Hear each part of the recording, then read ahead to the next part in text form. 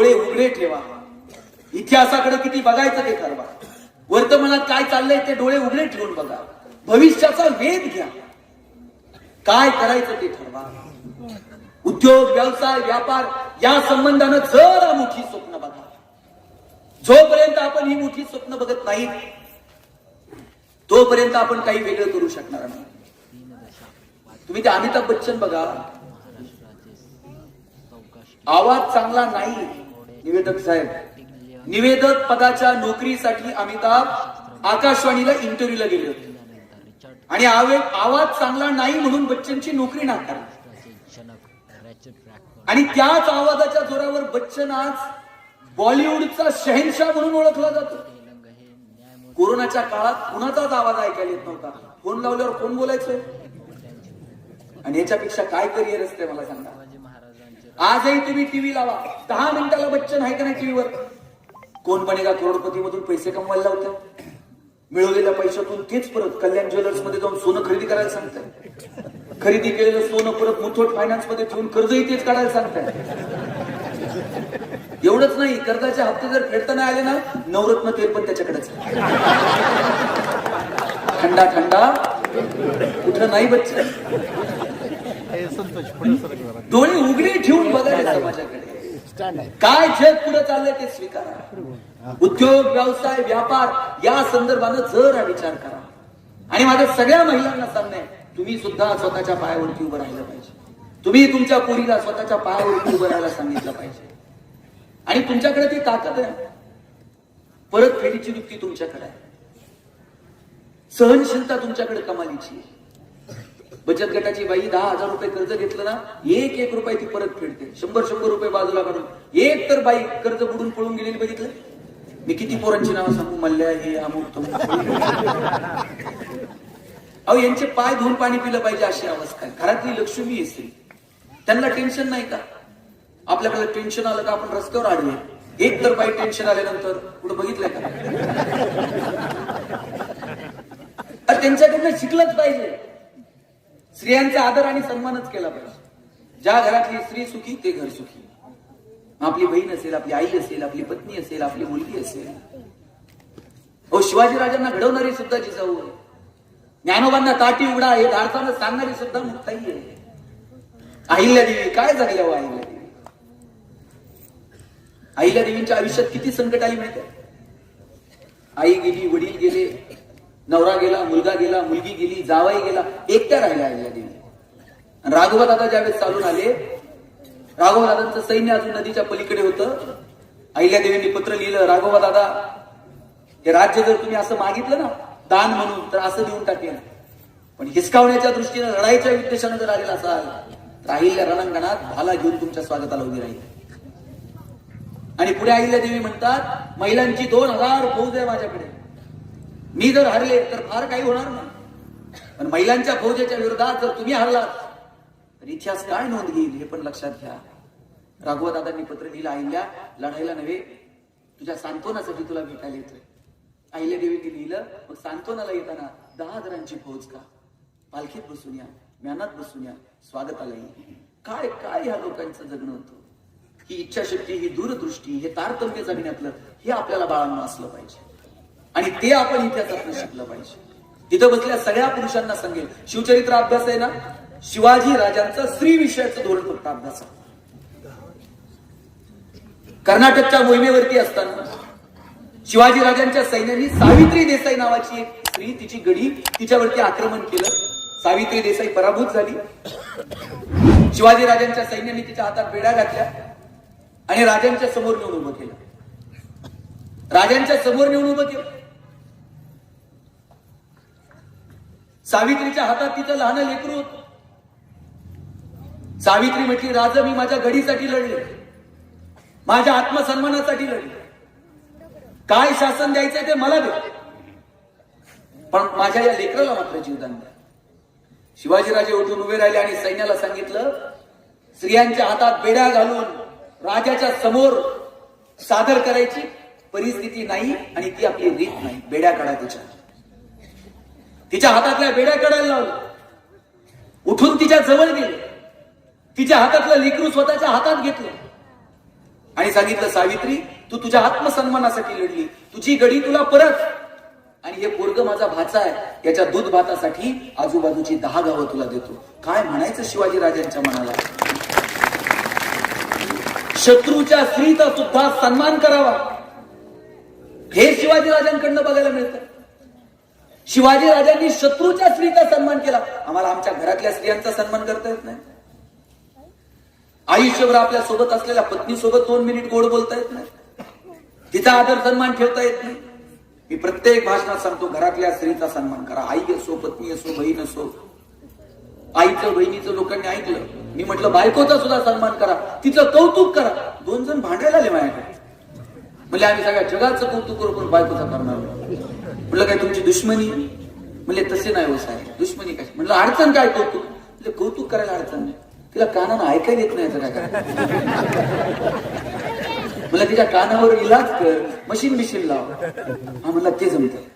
संध्याकाळी बायकोला घेऊन दवाखान्यात जायचं तर इतकं रुबाबात एकटंच गेले दवाखान्यात. डॉक्टरला म्हणतंय बायकोला ऐकायला येत नाही. डॉक्टर म्हणले तिला घेऊन ये.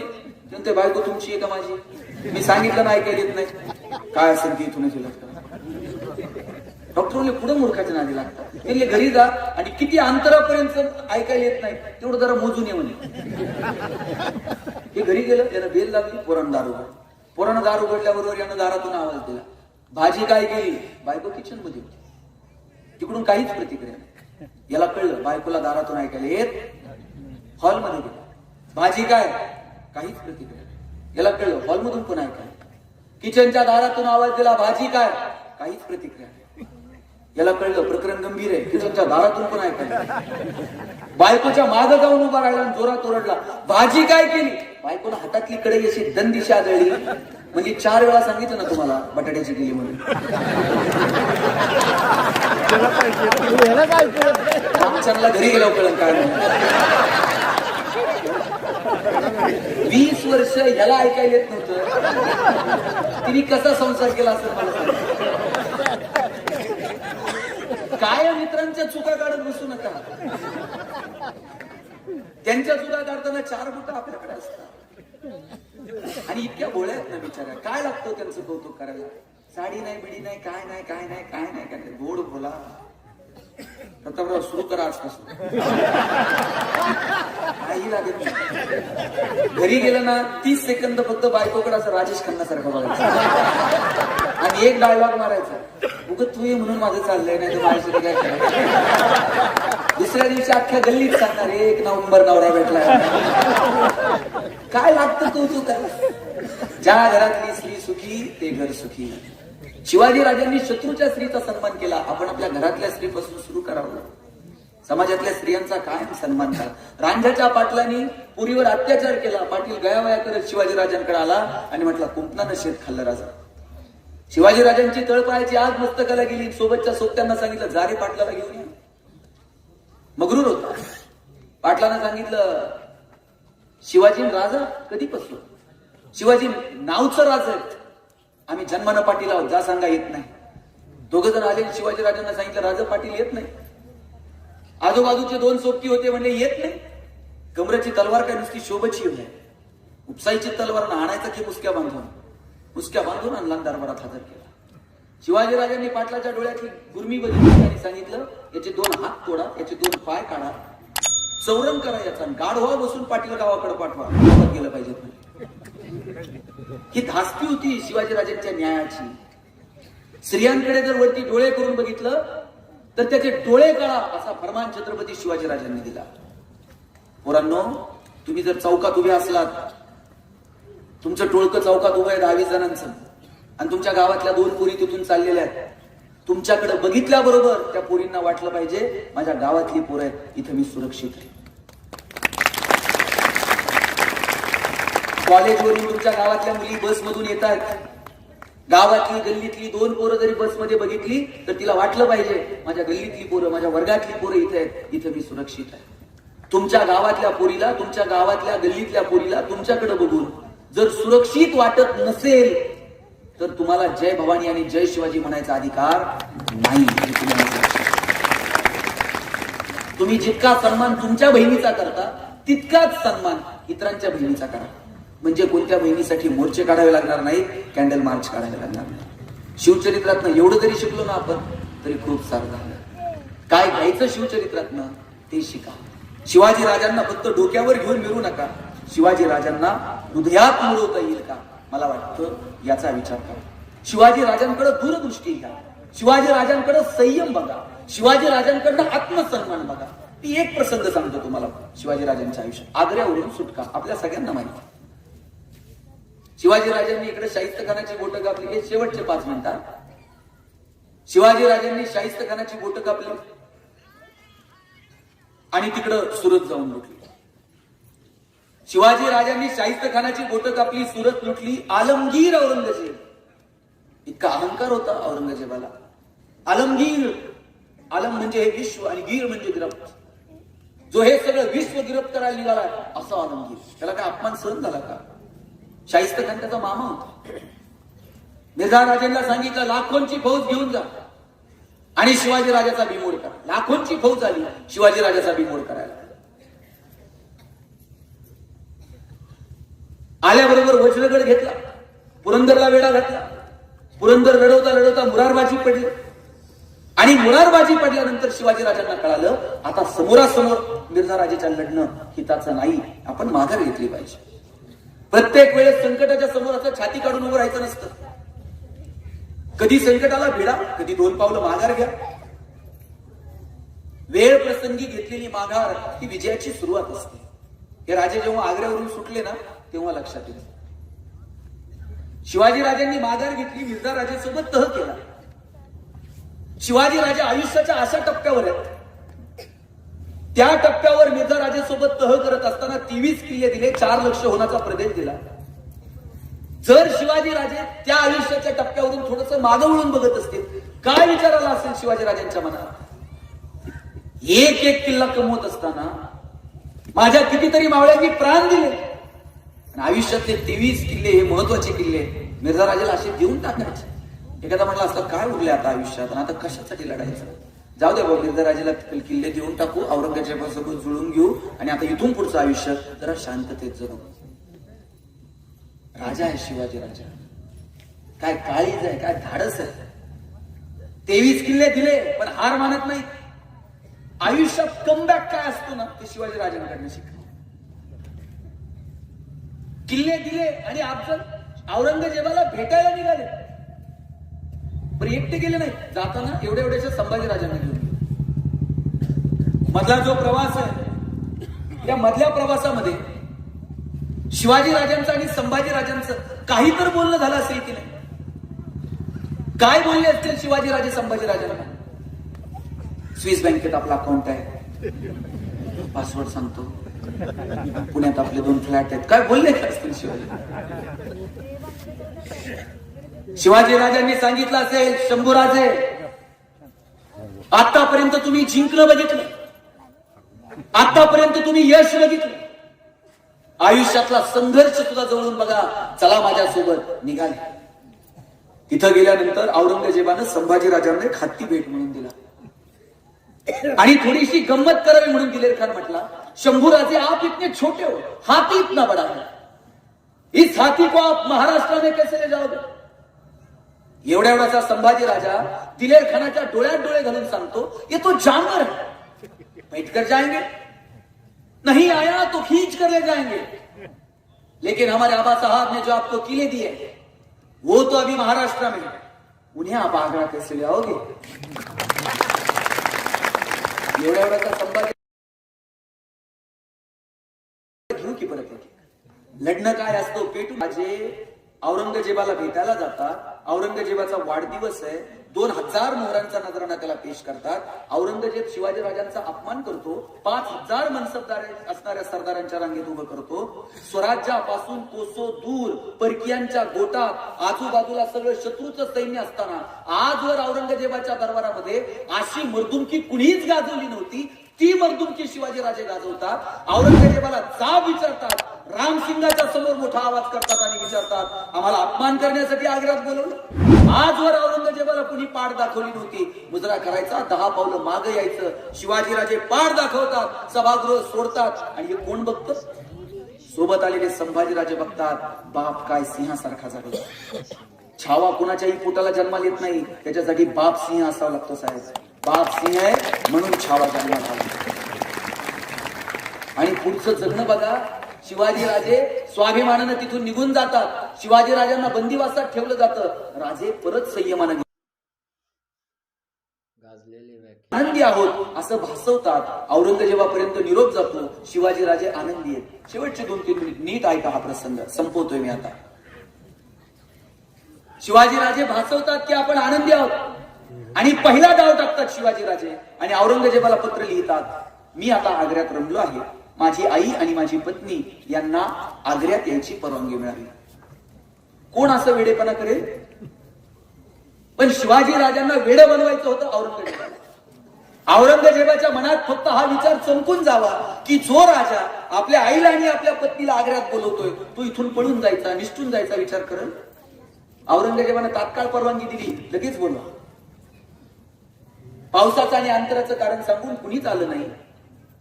दुसरं पत्र पाठवलं, माझ्या सोबत जे सोबती आहेत त्यांना स्वराज्यात जायची परवानगी द्या. सगळ्यांना परत पाठवून दिलं. सोबत 5-10 जण राहिले. शेवटचं जाळं फेकलं. हिरोजी झोपून राहिला. मदारी मेहतर पाय चेपत बसला.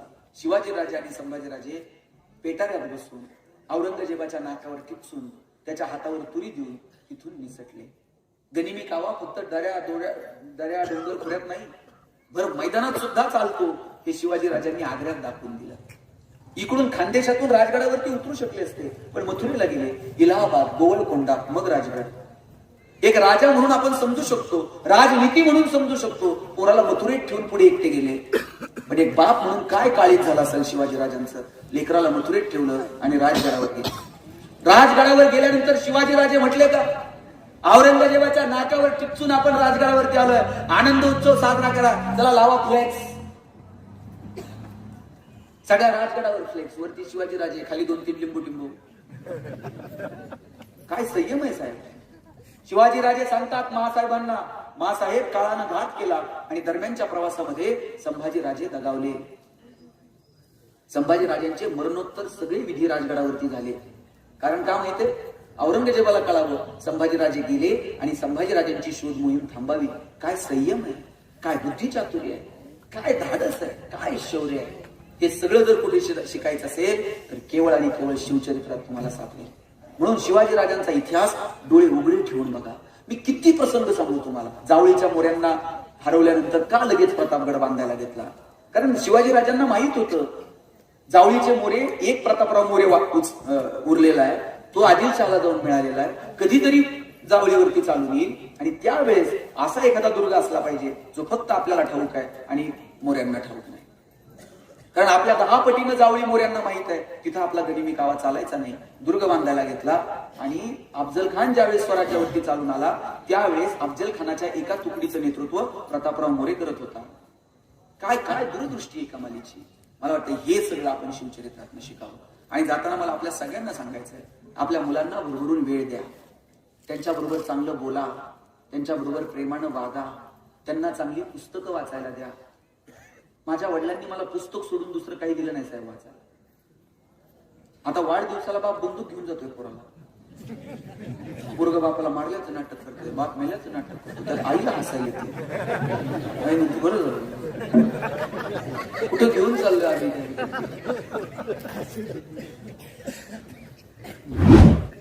चांगल्या माणसांची आणि तुमच्या मुलांची भेट झाली पाहिजे. यशस्वी लोकांसोबत त्यांनी बोललं पाहिजे. मुलांच्या संस्कारांसाठी मनापासून वेळ द्या.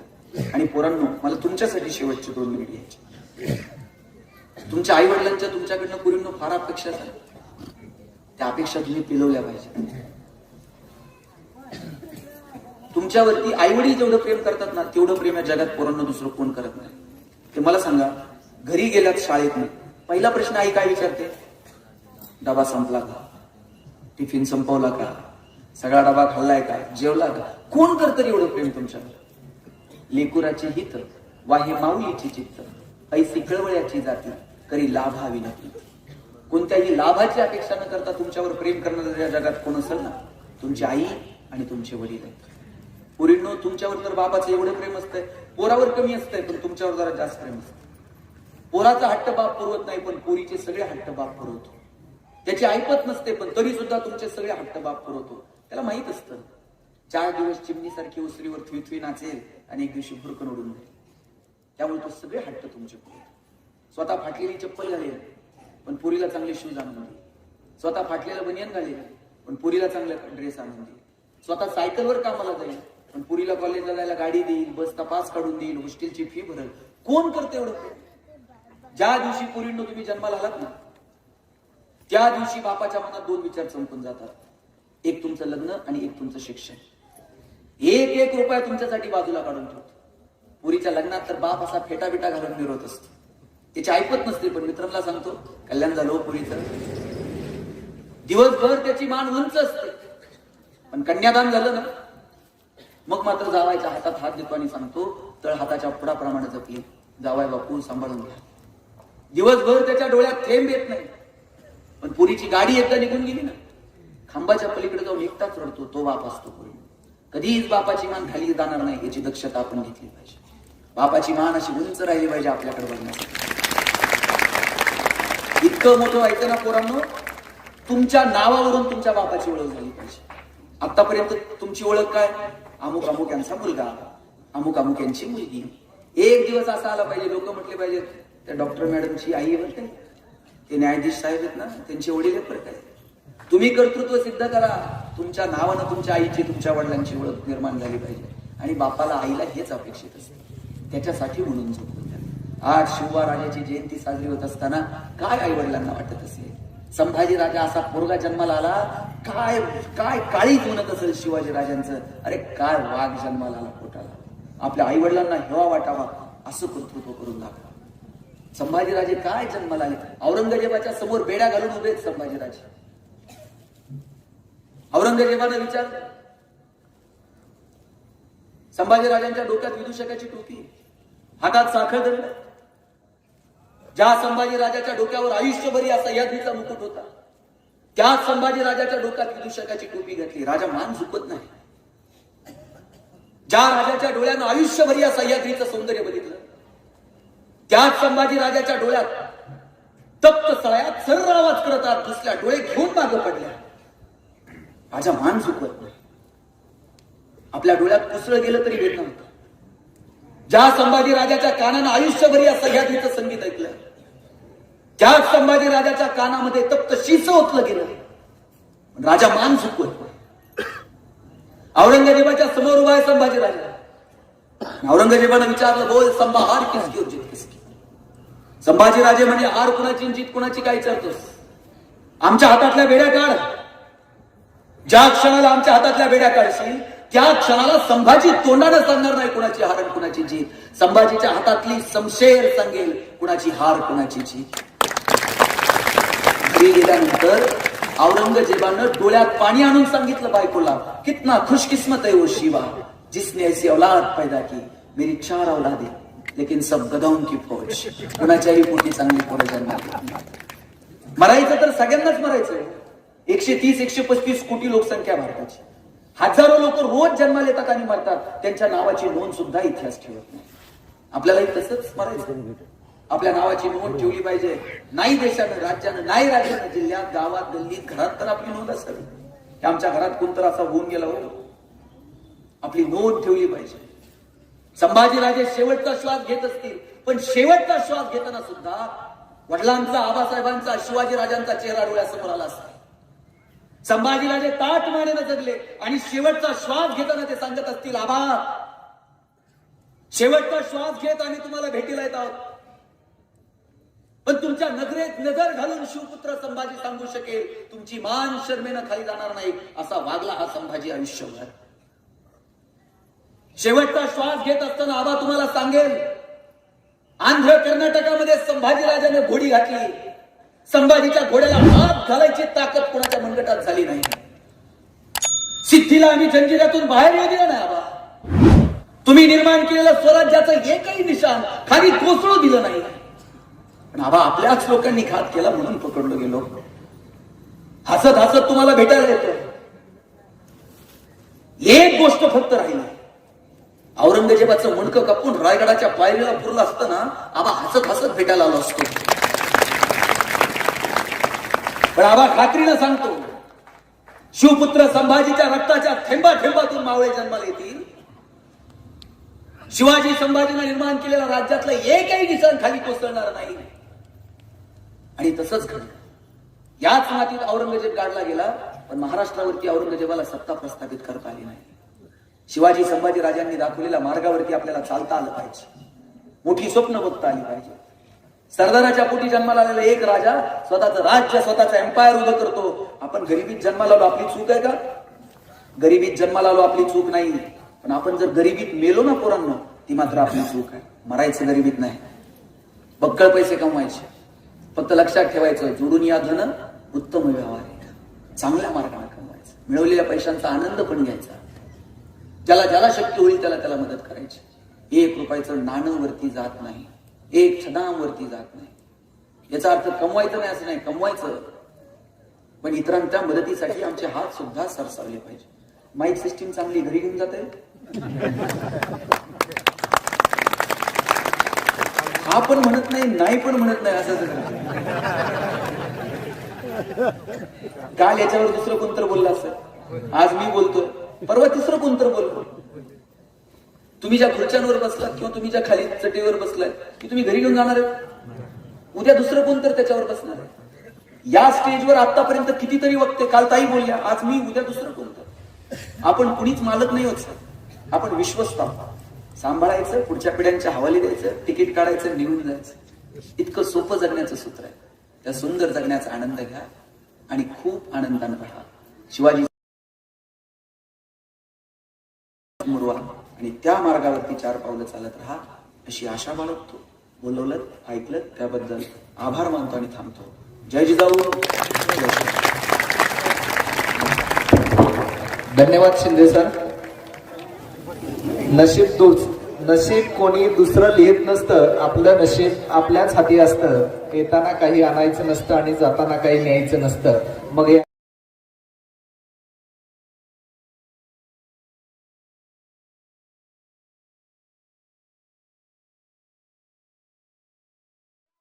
विभिन्न श्रद्धेचे, विभिन्न भाषेचे, विभिन्न वृत्तीचे लोक. व्हिडिओ आवडल्यास व्हिडिओला लाईक आणि चॅनलला सबस्क्राईब करायला विसरू नका.